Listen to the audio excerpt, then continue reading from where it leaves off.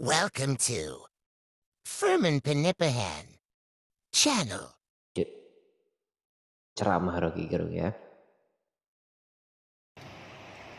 Bangsa kita tidak didirikan untuk menghasilkan wong cilik, tapi wong yang setara.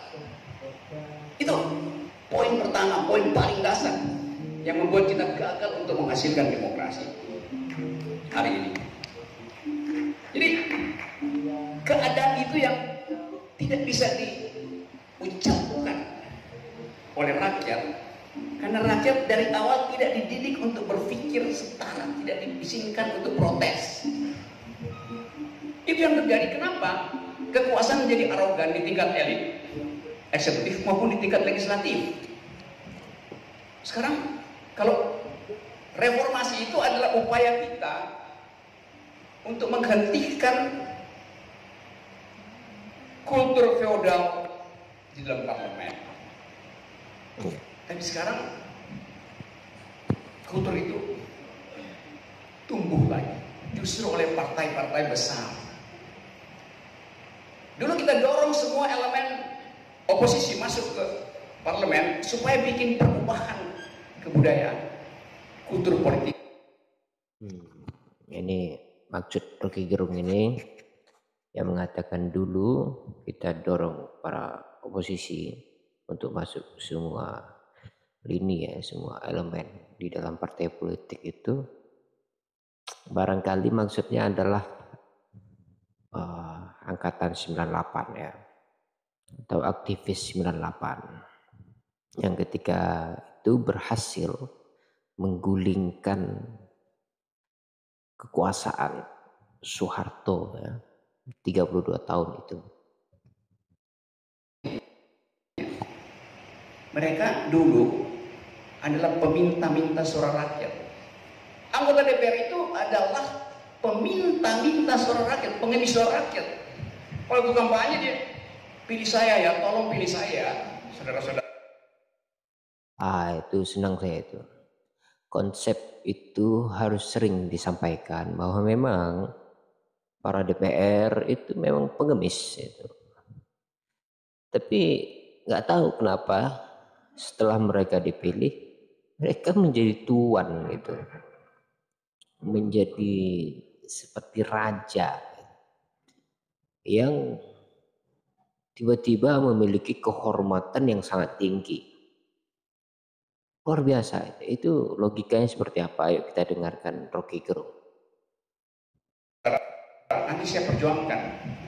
Mereka meminta, mengemis suara dari saudara. Setelah jadi anggota DPR, mereka jadi tuan. Kalau Anda mau ketemu, Anda mesti lapor sekretaris. Sekretaris bilang, tunggu. Jadwal, sudah ada jadwal, lapor satpam. Satpam bilang, tunggu. Ajudan izinkan. Berlapis-lapis Anda untuk berhubungan dengan wakil Anda yang tadinya adalah pengemis. Ya, dahsyat sekali. Uraiannya sangat detail ya, sangat detail. Memang benar begitu. Kalau kita mau ketemu anggota DPR itu, kita mesti hubungi asistennya dulu. Kita hubungi macam-macam, buat jadwal dulu. Dan setelah dibuat jadwal, terkadang ketika kita sampai ke rumahnya, kita ketemu satpam, diperiksa dan sebagainya. Begitu ketatnya gitu untuk bertemu dengan wakil kita sendiri. Itu yang membuat membuat Rocky Gerung jengkel barangkali. Padahal mereka dulunya adalah pengemis, itu meminta-minta suara supaya dipilih, bahkan tidak segan-segan membayar dan sebagainya.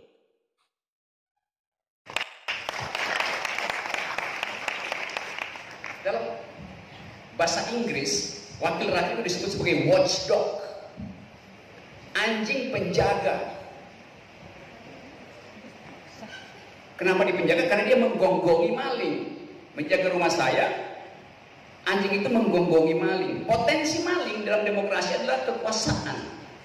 Pemerintah berpotensi untuk merampok warga negara.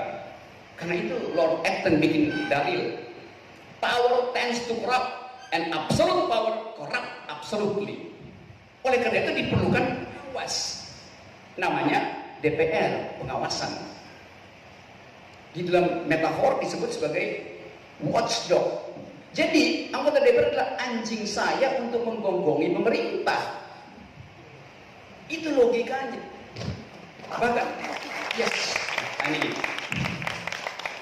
Bahkan dalam bahasa Latin lebih sadis lagi, disebut sebagai ancillus. Ancillus artinya budak. Anggota DPR adalah budak rakyat. Dia mewakili kepentingan saya. Sekarang terbalik, anjing itu menggonggongi saya. Apa nggak kurang? Iya, ya kurang ajar ya. Sekarang DPR itu anjing sebenarnya, anjing-anjing penjaga. Dianalogikan untuk menjaga rumah. Karena jika ada maling dia akan menggonggong. Atau sebagai budak yang melayani tuannya.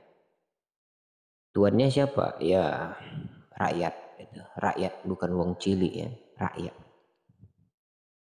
Ajar tuh anjing. Tapi bisa saya gebuk anjing itu, gonggongi pemerintah. Mengapa anggaran untuk bikin LRT jadi 500 miliar per 1 kilometer? Padahal standar dunia 120 miliar doang. Gonggongi pemerintah, anjing.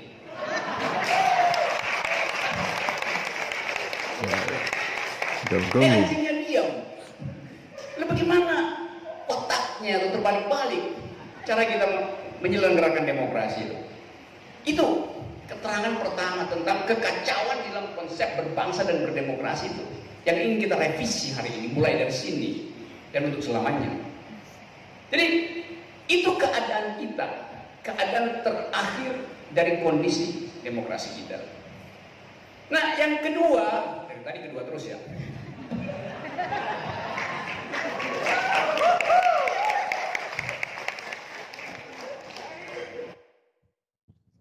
Jadi ini memang ya, video 2019 ya. Jadi dalam rangka memang Rocky Gerung ini menggunakan candaan dua gitu ya. Selalu dia mengatakan yang kedua.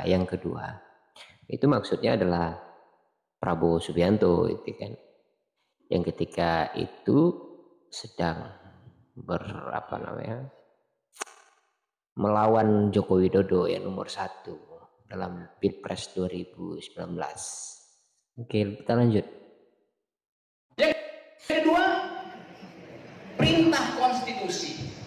Konstitusi bilang tugas dari pemerintah adalah mencerdaskan kehidupan bangsa. Itu tugas pemerintah. Kemerdekaan dimaksudkan untuk mencerdaskan kehidupan bangsa. Supaya apa? Supaya bangsa ini tidak dibodohi oleh bangsa yang pernah mengkoloni negeri ini. Kita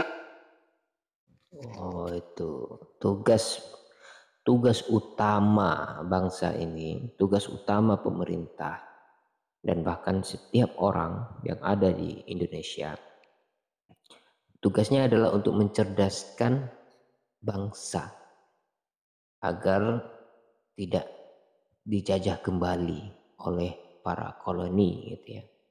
Tapi naifnya Bung Rocky di Indonesia, di bangsa kita, yang menjajah itu bukan lagi kolonial dari luar, tapi kita dijajah oleh bangsa sendiri gitu. Buktinya banyak koruptor, buktinya banyak KKN dan sebagainya itu.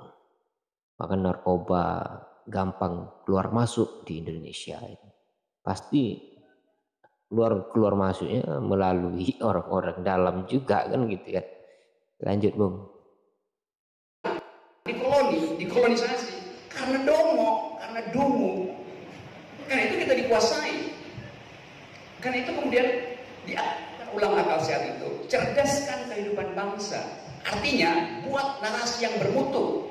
Tugas pemerintah adalah membuat narasi yang bermutu, bukan sekedar menyuruh anak SD menghafal nama-nama ikan.